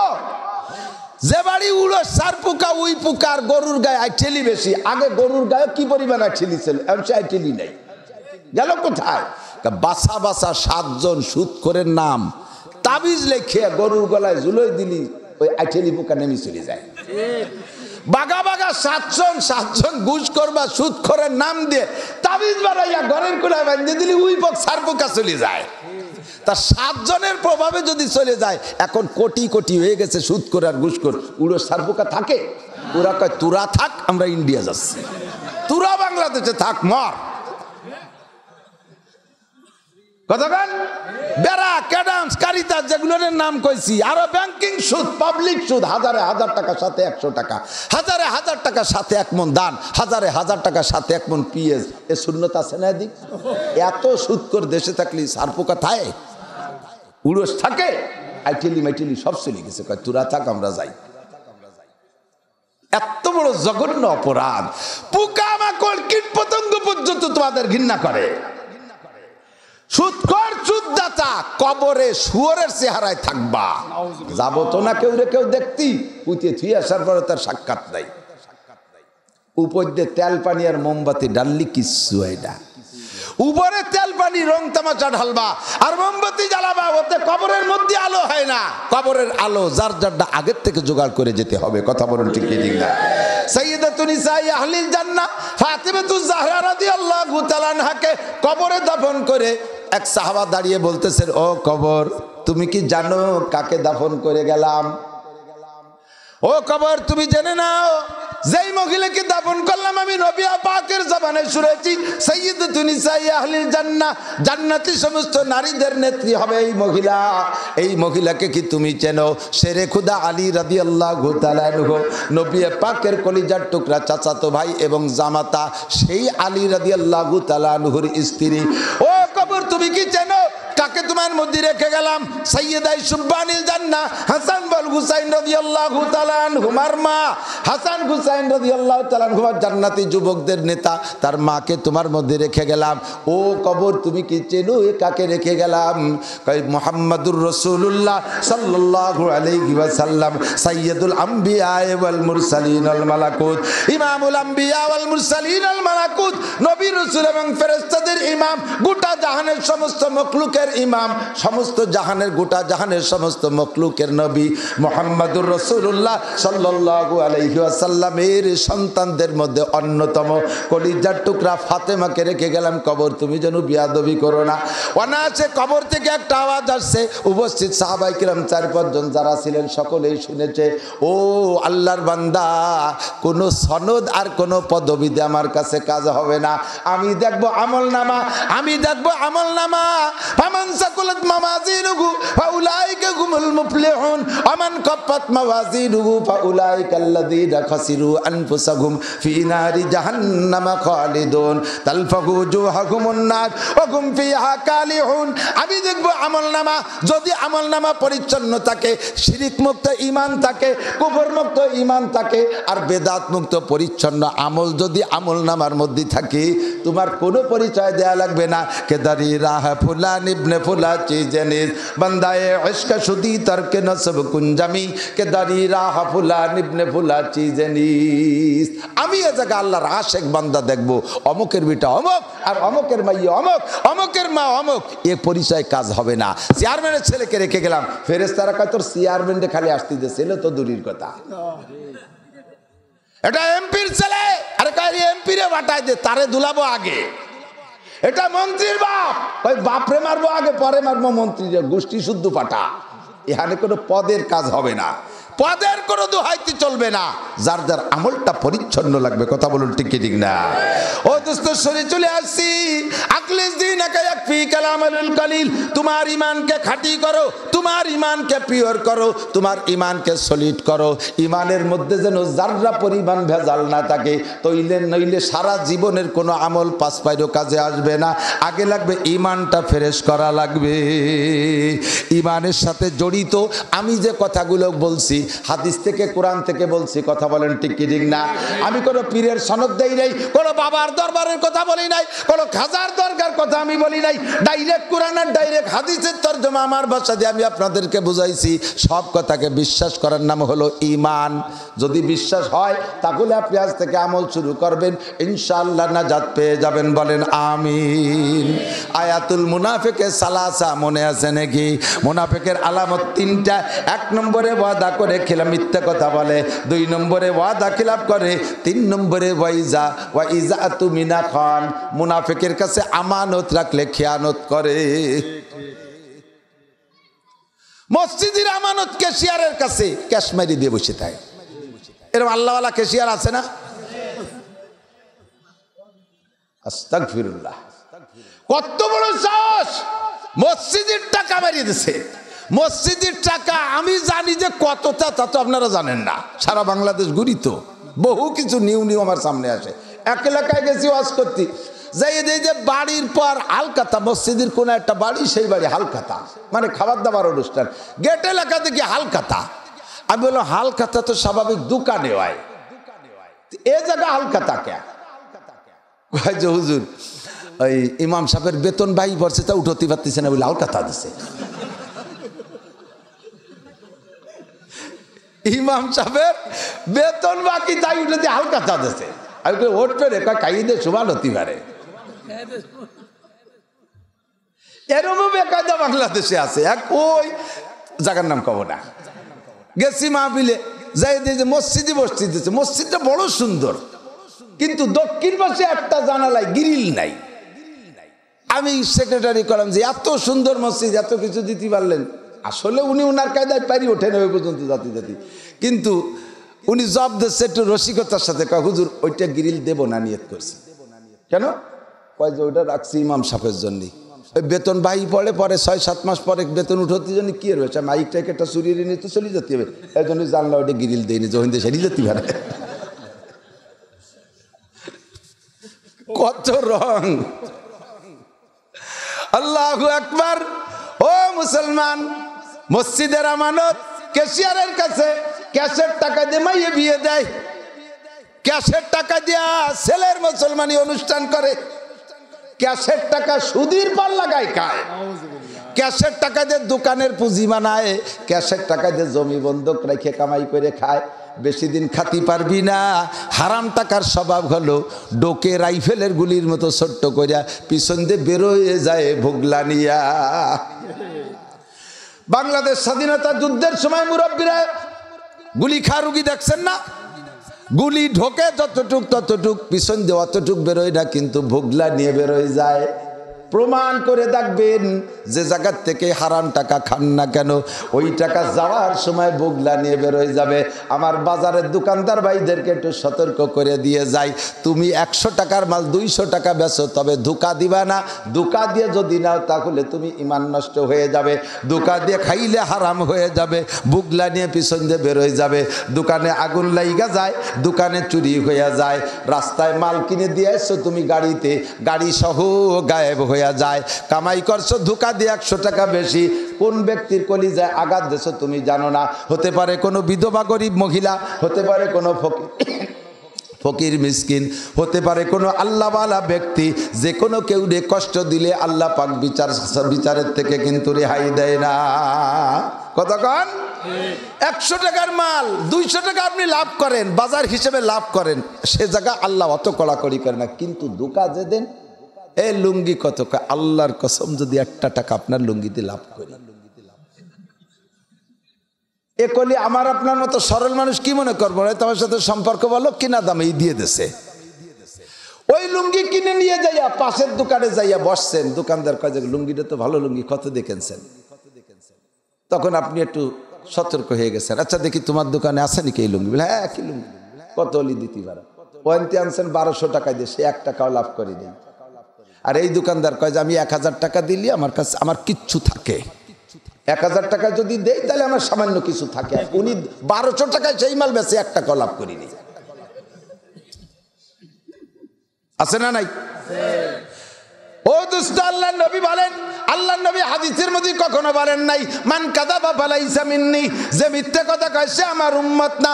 মিথ্যে কথা বলে মুনাফিক হয়, মিথ্যে কথা বলে কবিরা গুনাহ হয়, মিথ্যে কথা বলে কবিরা গুনাহ হয়। ও দোস্ত, তওবা করলে আল্লাহ মাফ করে দিতে পারে, কিন্তু আল্লাহ নবী বলেন মান গাশশা ফালাইসা মিন্নি, যে ধোঁকা দেয় সে আমার উম্মতি না, যে ধোঁকা দেয় সে আমার উম্মত না। তুমি মিথ্যা কথা বলো নাই, কথা ঠিক আছে, লাভ করছো 200 টাকা, কসম খাইছো 1 টাকার উপরে, আল্লাহর কসম 1 টাকা লাভ করি নেই, তার মানে তুমি 200 টাকা লাভ করছো, তুমি কসম খাইছো 1 টাকার উপরে, মনে করছো তুমি মিথ্যে কথা বলছো না, কিন্তু ওই কথার দ্বারা এক আল্লাহর বান্দা সরল মানুষে তুমি ধোঁকা দেছো। আল্লাহ নবী কয় যে ধোঁকা দেয় সে আমার উম্মত না। ধোঁকা দিয়ে কামাই করছো, হারাম কামাই করছো, 100 টাকাটা 150 টাকা বেচে তুমি লাভ করো 50 টাকা, তাতে আল্লাহ পাক তোমাকে ধমক অত কড়াভাবে দেয় না। তবে জুলুম করবা না কিনা বেচার ভিতরে। দোকানে যখন আজান হয়, দোকানে বসা অবস্থায় শাটারটা সস করে টান দিয়ে তুমি দোকান বন্ধ করে দিয়ে মসজিদে যাবা, নামাজ পড়তে 15 মিনিট লাগবে। এই 15 মিনিটের ভিতরে 15 মিনিটের মধ্যে তুমি মনে করছো 15 মিনিটের মধ্যে থাকলে 1500 টাকা কেনা বেচা করতে পারতাম। নামাজ পড়ে আছে, দোকান খোলার সঙ্গে সঙ্গে আল্লাহ পাক এমন একটা কাস্টমার এনে দেবে যা তুমি 15 মিনিট না 15 দিনের মধ্যে ওই রকম খদ্দের পাও নাই। এক খদ্দেরে তোমার থেকে 15-20 হাজার টাকার মাল কিনে নেবে, এমন কাস্টমার আল্লাহ পাঠাই দিতে পারে কি পারে না? এই ইয়াকিন রাখো, বিশ্বাস রাখো, আর সেভাবে তুমি আমল করো, ইনশাআল্লাহ তোমার বরকত হবে। আল্লাহ নবী বলেন ওই মুনাফিকের আলামত 3 নম্বরটা হলো ইজা তুমিনা খান, তার কাছে আমানত দিলে খেয়ানত করে। আমানতের খেয়ানত, মেম্বার সাহেবের কাছে ওয়ার্ডের আমানত আসে, কতক্ষণ ও মেম্বার প্রার্থীরা সামনে নির্বাচন কয়ে দিয়ে যাই, পারলি সাহস করে যাইও, না পারলি এ তবলিগি চলে যাই, মেম্বারের দরকার নেই। উম্মতের আমানত, সরকারি মাল তোমার কাছে আসছে, তুমি কোনো কায়দায় যদি খেয়ানত করে ফেলো, তোমার কারণে দুনিয়ার হায়াত কমবে। যত মানুষের খেয়ানত করেছো, প্রত্যেকটা মানুষের কাছে দিনা, নামাজ কম পড়ছো, তওবা করে ব্যাগটাই কান্দে দিলে আল্লাহ মাফ করে দেবে। রোজা রাখো নাই, তওবা করে চোখ থেকে পানি বের করে কেঁদে দিলে আল্লাহ মাফ করে দেবে। হজ ফরজ হয়েছে করো নাই, তওবা করে ইস্তেগফার করে ক্ষমা চাইলে আল্লাহ মাফ করে দেবে। কিন্তু জনগণের টোন মারছো, মন মারছো, রাস্তা মারছো, খাল মারছো, বিজিএফ কার্ড মারছো, পঙ্গু ভাতা, করোনা ভাতা, বিধবা ভাতা, বয়স্ক ভাতা, গর্ভবতী ভাতা, কত প্রকারের ভাতা আসে না? ভাতাগুলো নর্মালি কার্ড মাধ্যমে দিতে আসে। এই ভাতা বিক্রি করে যে টাকা খাবে, এই টাকা শুয়োরের পায়খানার চাইতে হারাম। ভাতার নাম দিয়া, এই ভাতা কাট করে দেওয়ার নামে যে টাকাটা খাইবেন, এই টাকাটা যদি সরকারের পক্ষ থেকে এই টাকা নেওয়ার সিস্টেম না থাকে, আপনি যদি আবিষ্কার করে টাকা নেন তাহলে হারাম হবে। এরপরে সরকারি মাল আমানতের খেয়ানত করছেন আপনি, 1 নম্বর মুনাফেক। কিন্তু কোনো মেম্বারে যদি মুনাফেক কইয়ে ডাকি মারিং মেম্বারে, তাহলে আমাকে দাঁত থাকবে ঘুষির ঠেলায়। মেম্বার তো তার সদল বলে আমার পর হামলা করবে, কিন্তু আসলে তো সেটা মুনাফেক। মেম্বার মারবে, চেয়ারম্যান মারবে, এমপি মারবে, জনগণের আমানত যারাই মেরে দেবে তারাই হলো মুনাফিক। আয়াতুল মুনাফিকের সালাসা 3 নম্বরটা এটা হলো আমানতের খেয়ানত করে। এরপরে আল্লাহ নবী আরেকটা হাদিসের মধ্যে আরেকটু বলেন, ওয়াইজা তাকাল্লামা ফাজারা, মনে রাখবে যুবক, যুবক মনে রাখবা, আপনারা সকলেই পাবলিকরা মনে রাখবেন। 4 নম্বর মুনাফিকের আলামত হলো ইজা তাকাল্লামা ফাজারা, কথা বলতে গেলে কথায় কথায় বকাবকি করে, কাজাকাজি করে, গালাগালি করে, আছে না নাই? কথার চাইতে বকানি বেশি দেয়। আমাদের দেশে বড় নেতা ওই নেতা যে নেতা কথায় কথায় বকে বেশি। উনি বাবা বাগা নেতা, কথায় কথায় ফাটার মতো কাজায়, ফাটাও ফেল, ফাটাছেন তো, পাঠা পাঠা, ওই যে ছাগলের মধ্যে যারা মুসলমানি দেয় তারে পাঠা কয় না, এ পাঠার চাইতে বেশি ভেবা করতে তালে থাকে, বয়তে তার কাছে যাও না, বাগা নেতা। আল্লাহ নবী কয় তুই পাক্কা মুনাফেক, যত বড় চেয়ারে বসিস কেন তুই মুনাফেক, খালি মরি আয় আমার রেঞ্জের মধ্যে, জাজরাইরে ফেলে দেও গুলিয়ে। দাতাল সন্তানের সামনে বউরে এমন বকানি দেয় সন্তানে মুখে কাপড় দিয়ে চলে যায়, এরকম কিছু আছে না নির্বোধ? আপনি পাক্কা মুনাফেক। যুবক জবান কন্ট্রোল কর। আল্লাহ নবী বলেন, মাইয়াজমাল্লি মা বাইনা লাহিহি ওয়া মা বাইনা রিজলাইহি আজবাল্লাহুল জান্নাহ, দুইটা অঙ্গের পাহারাদারি কর। বহুবার ওদের মধ্যে বলেছি, ইউটিউবে আমার ওদের মধ্যে বারবার আসছে। ও দোস্ত ইম্পর্টেন্ট জিনিসটা আমার জীবন ভরে বলাই লাগবে, কথা কন। ইউটিউবের ওয়াজ কেউ শোনে না, এর ভিতরে বহু মানুষ আছে ইউটিউবের কাছেও যায় না, তাদেরকে আমার সরাসরি বলা লাগে। আল্লাহ নবী বলেন, দুইটা অঙ্গরে পাহারাদারি করো, আমি নবী তোমার জান্নাতের জামিন হইয়া যাব। জান্নাতের জামিন একমাত্র নবী ছাড়া, আল্লাহর পরে নবী ছাড়া কেউ জান্নাতের জামিন হইতে পারে না। জোরে কোন? বড় পীর আব্দুল কাদের জিলানী জান্নাতি, এটা হাদিসেও লেখা নাই, কুরআনেও লেখা নাই, কারণ হাদিস কুরআনের যুগের পরে আইছে আব্দুল কাদের জিলানী। তিনি নিজেকে নিজে নিয়ে সংশয় করতে থাকে, আমি কি পার হতে পারবো কি পারবো না। 4 তরিকার 4 ইমাম আব্দুল কাদের জিলানী, মঈনুদ্দিন চিশতি, নিজামুদ্দিন আউলিয়া, আব্দুল কাদের জিলানী রহিমাহুমুল্লাহ, তারাও কেউ কইতে পারবে না আমি জান্নাতি। সরমুনার পীর সাহেব বলতে পারবে না আমি বেহেশতি, সদর সাহেব বলতে পারবে না আমি জান্নাতি, হাজী শরিয়াতুল্লাহ সাহেব বলতে পারবে না আমি জান্নাতি। আমি জান্নাতি হইলে তোমারে জান্নাতের জামিন হইতে পারবো। আমার নিজের পাশা নিয়ে আমা বসা, আমার নিজের নিজে আমি দুশ্চিন্তার ভিতরে সবসময় পোহাইতে থাকি নিজেকে নিয়া, কাজে আমি কোনো উম্মতের জান্নাতের জামিন হইতে পারবো না। বাবারে মনে রাখেন, আমার বাংলাদেশি জনগণ, আমার ফরিদপুরবাসী প্রিয় জনগণ, আমার বাড়িও ফরিদপুর, আপনাদের বাড়িও ফরিদপুর, কেউ যাতে বিপদে পড়ে না যায় কিয়ামতে। আমি পড়ে গেলে আপনি যদি পার হয়ে যান আমারে সুপারিশ কইরেন, আমি যদি ডান হাতে আমলনামা পাই, আপনারা কেউ বিপদে পড়লে আমি সুপারিশ করার সুযোগ পাবো, আমি আপনার জন্য সুপারিশ করব। কিন্তু কেউ যেন বেঈমান হয়ে না মরি, কোনো পিসাবরে যেন এমন মনে না করি পীরের কাছে মুরিদ হলে বেহেশতে যাওয়া সহজ হয়ে গেছে, পীরের কাছে মুরিদ হলে বেহেশতে যাবই যাব, এই বাবার কাছে গেলে আমার জান্নাত কোনো অসুবিধে নাই, জান্নাতের রাস্তা সুগম হয়ে যাবে, এরকম একিন রাখা জায়েজ নাই। ওই বাবাই জান্নাতে যাবে কি যাবে না তার ঠিক নাই, কথা বলেন। কোন বাবার দরবারে মান্নত করলে ঈমান থাকে না, কোন পীরের দরবারে মান্নত করলে ঈমান থাকে না। গাজীর গীত গাওয়াইলে গাজীর গীত মান্নত করলে ঈমান থাকে না। পীরের দরবারে মোম দিলে ঈমান থাকে না। পীরের দরবারে গরু ছাগল মান্নত করলে ঈমান নষ্ট হয়ে যায়। আল্লাহর নবী বলেন, আখলিস দিয়ে কি উপকার করতে পারে? কোনো উপকার করার ক্ষমতা নাই, ক্ষমতা আছে একমাত্র আমার আল্লাহর, আর আল্লাহর পক্ষ থেকে জামিন হইলে হইতে পারে মুহাম্মদুর রাসূলুল্লাহ। কতক্ষণ? হাজি কেউ থাকলে আমার সাক্ষী দেন, হাজি বাবারা যদি কেউ থাকেন, এই এলাকার অনেকে সৌদি আরব থাকে, তারা আমার সাক্ষী দেন। মসজিদে নববীতে যাইয়া, বাংলাদেশের লোক মসজিদে নববীতে যাইয়া আল্লাহর নবীর কাছে মুনাজাত করা, যার দিকে ফিরে মুনাজাত শুরু করে দেয়। সৌদি আরবের বড় বড় পুলিশ অফিসাররা সে জায়গা আছে, কি করে তারা কন্ত সঙ্গে সঙ্গে হাত ধরে ঘুরে দেয় কিবলার দিকে আর মুখে বলে ইয়া হাজা শিরক, ইয়া হাজা শিরক। ও হাজি সাহেব, তুমি যেভাবে মুনাজাত করতেছো শিরিক করতেছো, তুমি রসুলের কাছে চাইতেছো কেন? ইন্নাহু ইনসান, সেও মানুষ, ও আনতা ইনসান, তুমিও মানুষ। লা শাইয়া ফি ইয়াদিহি, মুহাম্মদ সাল্লাল্লাহু আলাইহি ওয়াসাল্লামের হাতে কিছু নাই। কুল্লু শাই ফি ইয়াদিল্লাহ, সব কিছু আল্লাহর হাতে। ওয়াইজা সালতুম ফাসআলুল্লাহ, কিছু চাইতে হলে আল্লাহর কাছে চাও। ইস্তাকবিলিল কিবলা, কিবলার দিকে ফিরে চাও। রসুলের কবরের দিকে হাত তুলে মুনাজাত করা শিরিক। আল্লাহর নবীর চাইতে বড় পীর দুনিয়ায় আসে নাই, আর কোনোদিন আসবে না। কথা বলেন ঠিক কি ঠিক না? এ পিছনের সাক্ষী দাও, আল্লাহর নবীর চেয়ে বড় পীর আছে? আর কোন পীর হবে? সেই পীরের রওজায় হাত তুলে মুনাজাত করলে সৌদি আরবের বড় বড় পুলিশরা, অফিসার পুলিশরা সবাই বড় বড় আলেম, মদিনা ভার্সিটি থেকে ফারেক, উম্মুল কুরা বিশ্ববিদ্যালয়, মক্কা ইউনিভার্সিটি থেকে ফারেক বড় বড় আলেম, সঙ্গে সঙ্গে হাতটা ধরে কিবলার দিক ফিরে দিয়ে কয়, রসুলের রওজায় পিসাবের কবরের দিকে হাত তুলে মুনাজাত করা শিরিক। কিবলার দিকে ফেরো, মক্কার দিকে ফেরো। কিবলার দিকে ফিরে চাইতে হলে আল্লাহর কাছে চাও। ছেলে দেওয়ার মালিক আল্লাহ, মেয়ে দেওয়ার মালিক আল্লাহ, বিপদ থেকে উদ্ধার করার মালিক জোরে বলেন কে? নবীকে আল্লাহ যতটুকু সুযোগ দিয়েছে, নবী বলেন মাইয়াজমাল্লি মা বাইনা লাহিয়াইহি ওয়া মা বাইনা রিজলাইহি আজমান লাহুল জান্নাহ। এ ফরিদপুরবাসী যুবক, আবাল, বৃদ্ধ, বনিতা, নারী আর পুরুষ, দুইটি অঙ্গের জিম্মাদারি নাও। আমি রাসূল তোমার জান্নাতের জামিন হয়ে যাব। আল্লাহ আমার এই ক্ষমতাটুক দেশে, আমি তোমার জান্নাতের জামিন হব। দুইটি অঙ্গরে পাহারাদারি করো। এক নম্বরে মা বাইনা লাহিয়াইহি, তোমার দুই মাড়ির মাঝখানে যে ছোট্ট অঙ্গটা আছে, আর ওয়া মা বাইনা রিজলাইহি, আর দুই রানের মাঝখানে যে ছোট্ট অঙ্গ আছে, অঙ্গ দুটো জিরমুহু সগীর ও জুরমুহু কাবির, অঙ্গ দুটো অন্য অনেক অঙ্গের চাইতে ছোট এবং বাহ্যিকভাবে অনেক নম্র, ভদ্র, নরম, কিন্তু মায়ের বড় গরম। কতক্ষণ? এই দুটো দেখতে ছোট কিন্তু কাজে বড় বেকায়দা, ঠিক না? যারা হাতুস সিনানেল হালতিয়ামু ওয়ালা ইয়ালতামু মা যারা খাল্লিসানু। দাউদে কোপ দিলি কাইটা যায়, সেলাই দে মলম দিলি সাইরা যায়। ছুরি দে কোপ দিলি কাইটা যায়, সেলাই দে মলম দিলি সাইরা যায়। কেসি দে কয়কা পোজ দিলি কাইটা যায়, সেলাই দে মলম দিলি সাইরা যায়। জিব্বে দে পোজ দিলি এমন কাটা কাটে, দুনিয়ায় কোনো মলমে তা সারতে পারে না। কথা কন?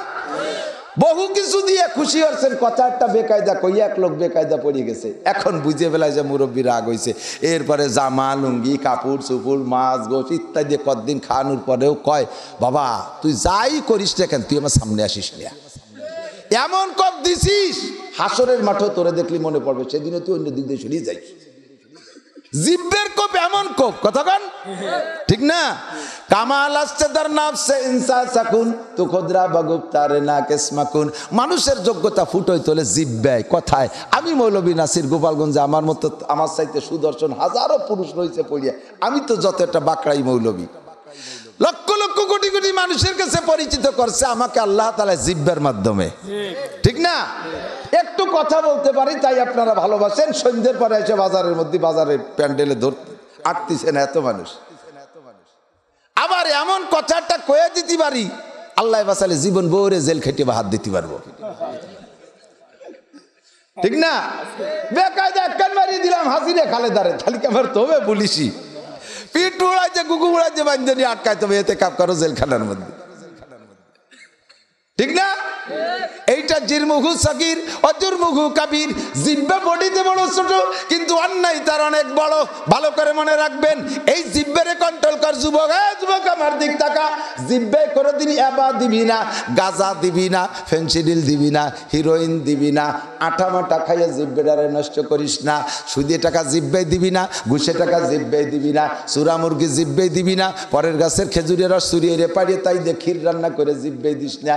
ও জিব্বে কিন্তু পুড়িয়ে বেরোয় চলে যাবে, ঠেকাতে পারবি না। জিব্বের মালিক কে? তুই স্বীকার করো না না করো, আমার আল্লাহ বলে আলামনা জাল্লাহু আইনাইন ওয়া লিসানা ওয়া শাফাতাইন। তোর দুইটা চক্ষু তোর আব্বা দেয় নাই, তোর মা তোর দুইটা চক্ষু দেয় নাই, তোর প্রধানমন্ত্রী, তোর চেয়ারম্যান মেম্বার কেউ চোখ দেয় নাই যে তাদের কথা মতো চোখ ব্যবহার করবি।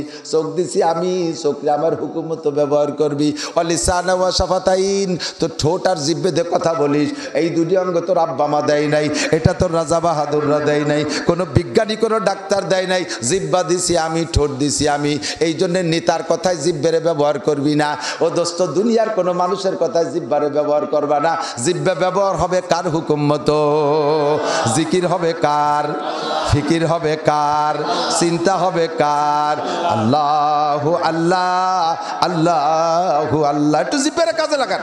আল্লাহু আল্লাহ, আল্লাহু আল্লাহ, আল্লাহু আল্লাহ, আল্লাহু আল্লাহ, আল্লাহু আল্লাহ, আল্লাহু আল্লাহ, আল্লাহু আল্লাহ। মুনাফিক এদের নাম কি মনে আছে নাকি? কথাকে কন্ট্রোল করে না, অকথ্য ভাষায় গালি দেয়। 4 নম্বর। 5 নম্বরটা বলতে যে সরিয়ে গেছি, এতক্ষণ পর্যন্ত চিল্লেই বেড়াইছি। আরে কপাল, আমার টাইম হলো 7:30 বাজে গেছে, ফোনে 8টা বাজে গেছে। আমি তো টের পাই। আপনারা চাইতেছেন সারা রাত ওলি ভালো হয়, আমারও মনে চাচ্ছে, কিন্তু যারা দাওয়াত দিতে গেছে তারা ডায়েরি দেখিয়ে আসছে। আমার সিস্টেম, আমি কোনো জায়গা এখনো পর্যন্ত আল্লাহ বিপদে ফেলাই নাই। আমি একেবারে টাইমের 5 মিনিট আগে ওলি হাজির হই। আপনাদের এখানে মাগরিবের পরে বলেন, আমি মাগরিবের নামাজ পড়ছি, নাস্তার কোনো চাহিদা নেই, আমি মসজিদ থেকে আসতে পারতাম। তারপরে ভাইরা মোহাব্বত করে অনেক নাস্তা ফাস্তা তৈরি করছে, এত অমায়িক মেহমানদারি করছে, খেদমত করছে। আমি আন্তরিকভাবে প্লিজড আপনাদের উপরে, অত্যন্ত খুশি হয়েছি। এই যুব সমাজের মাহফিলে আগামী বছর সময় সুযোগ মতো ইনশাল্লাহ যোগাযোগ করেন। ওয়াদা দিচ্ছি না যে আসবো, চেষ্টা করব। 10,000-এর বেশি দাবি আবেদন আমার কাছে জমা রয়েছে আগামী মৌসুমের জন্য। তার মধ্যে সরকার এমনিতে ফাইতারা দিচ্ছে বলে করোনায় অষ্টজতি দেবে না, তাই বলে গল্প দিচ্ছে। এতে যদি মারিয়ে যায় তাহলে কি হবে তা আল্লাহই জানে। তা আল্লাহর কাছে দোয়া করি, আল্লাহ আমাদের দেশের হাজারো, আমি আজকে অনেক কথা বলছি, এর মধ্যে 10 জন মানুষ হলেও কথায় আমলে আসবে না? আসবে না? বলকে প্রত্যেকে আমরা প্রতিজ্ঞা করতে পারবো না, কয়েকটা মাত্র 3-4টে কথা বলছি, বেশি কথা কিন্তু আজকে বলি নাই। এই 3-4টে কথাকে আমলে আনা যাবে না ইনশাআল্লাহ? আজান হইলে শাটার বন্ধ করে কোন জায়গায়? পুরুষরা বলেন কোথায় যাবেন? জোর হলো না? আল্লাহ বরকত দেবে, বাজারকে আল্লাহ হেফাজত করবে, আগুন পানির থেকে রক্ষা করবে। তুমি হালাল ব্যবসা করে ধনী হয়ে যেতে পারবা, আল্লাহ তাআলা রুজিতে অভাব দেবে না। এই দোকানে এই বাজারে ব্যবসা করে হজ আর উমরা করতে পারবা, লক্ষ লক্ষ টাকা যাকাত দিতে পারবা। আল্লাহরে ফাঁকি দিয়ে ব্যবসা করবা, আজানের সময় তুমি কিনা বেচা করবা, তোমার দোকানে ক্ষতিগ্রস্ত হবাই হবা কোনো না কোনো দিক দিয়ে। এই কথাটার পর আমল হবে। 2 নম্বরে আমরা জবানকে কন্ট্রোল করব, পারবো না? একটু চার দোকানে কয় কাপ চা, 1 পোয়া চিনি, 1 পোয়া চাপাতি, বাঙ্গা দুনিয়া কেতলি, লেখা ভাড়া কয়টা ডিশ বল আর কয়টা আতল বাঙ্গা কাপ, এই নিয়ে বইছে দোকানদারিতে চা। একখান বাস সাইডে 4 দিয়ে চটাই দিয়ে তাই দিয়ে বানাইছে বেঞ্চ। এত অনেক ফাঁকা ফাঁকা, বুড়ো মানুষ বসতে গেলে সতর্ক হয়ে বসে, নালি কিন্তু বেকায়দা পড়ে যাবে ওই বেঞ্চে। এই বেঞ্চে বানাইয়ে দোকান বানাইয়া 30,000 টাকা দিয়ে বেড়া ক্ষেত্রে টাকা উঠে গিয়ে টেলিভিশন একটা বসাইছে। এই টেলিভিশনের নাসা দেওয়া বন্ধ করে দেন। বাজার কমিটির সিদ্ধান্ত নেন, আমাদের বাজারকে পরিচ্ছন্ন করব, কোন দোকানে টেলিভিশন চলবে না। ও ভাই, এক দোকানে টেলিভিশন হলি না সবাই সে জায়গায় যাচ্ছে, সব দোকানে টেলিভিশন হলি কে কার দোকানে যায়? তাহলে অন্য টেলিভিশন না থাকলেও যাবে, প্রত্যেক দোকানে টেলিভিশন থাকলেও থাকে। টেলিভিশন না থাকলে নেকি হবে, টেলিভিশন রাখলে যত মানুষ টেলিভিশন থেকে গুনাহ কামাই করবে, সম্পূর্ণ গুনাহ দোকানদারের আমলনামায় জমা হবে। একটা দোকানদার সিদ্ধান্ত নেন, আমার কিনা বেচা হোক আর না হোক, আমি টেলিভিশন কাল থেকে চালাবো না। আল্লাহ আপনাকে ভিন্ন বরকত যদি না দেয়, আগামী বছর আমার থেকে বুঝিয়ে নিয়েন। আমি এত কড়া চ্যালেঞ্জ করে গেলাম ইনশাআল্লাহ। প্রমাণ। আরে ডেক্স আর বক্স বিয়েতে, মুসলমানিতে, টোলিমা, বৌবাত, আকিকা কইরা বক্সের বাড়ির ঠেলায় মসজিদের মুসল্লিরা মুতিয়ে দেয়, বহুত আছে প্রমাণ। মুসল্লি এসে কয়, হুজুর নামাজের মধ্যে 2 ফুট বেরোয় গেলে কি নামাজ ছুটে যায়নি? তো বেরোলো কয়, হুজুর যেভাবে বক্সের বাড়ি, তাতে মসজিদের মাটি কাঁপিয়ে যায়, আমার সবটা কাঁপিয়ে কুপিয়ে বার হয়ে গেছে। হারাম হারাম। ওই বিয়ে, ওই অনুষ্ঠানের ভিতরে জেনার গুনাহ হবে।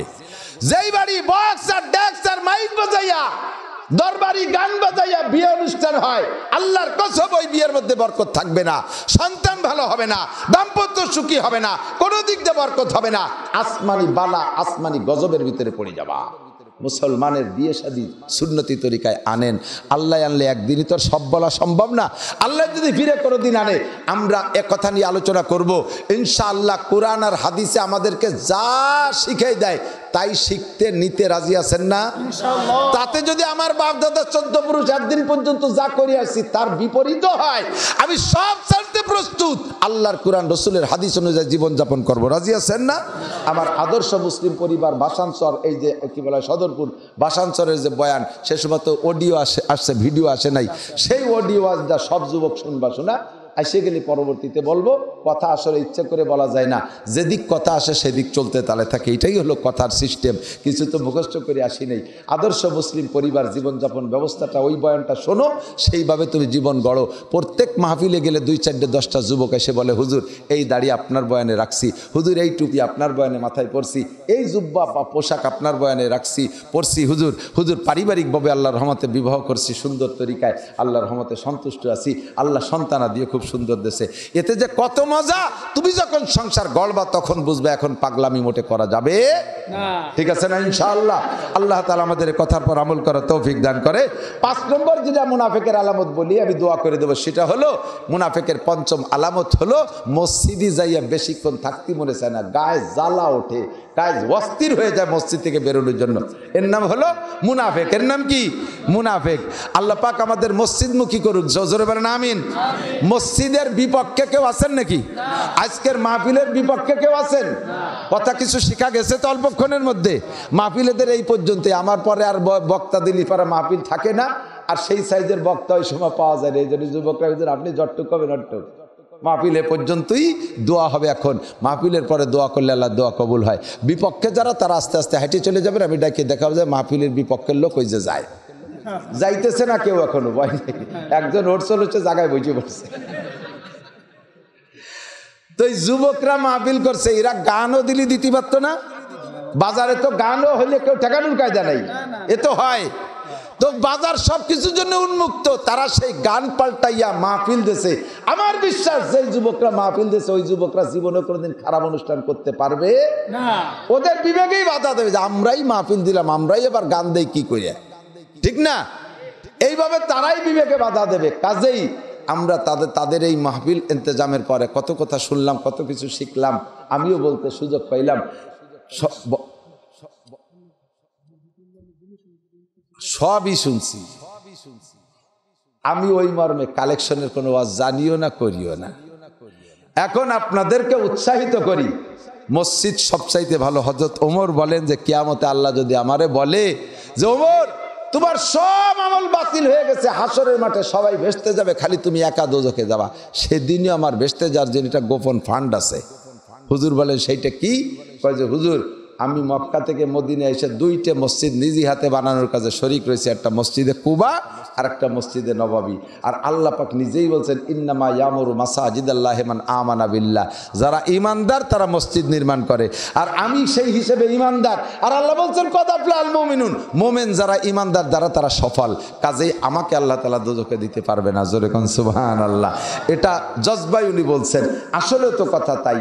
দুনিয়ার কত কাজে কত জায়গা পয়সা নষ্ট করেন।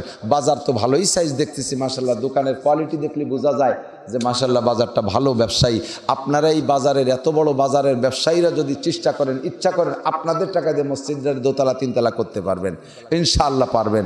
চেয়ারম্যান প্রার্থী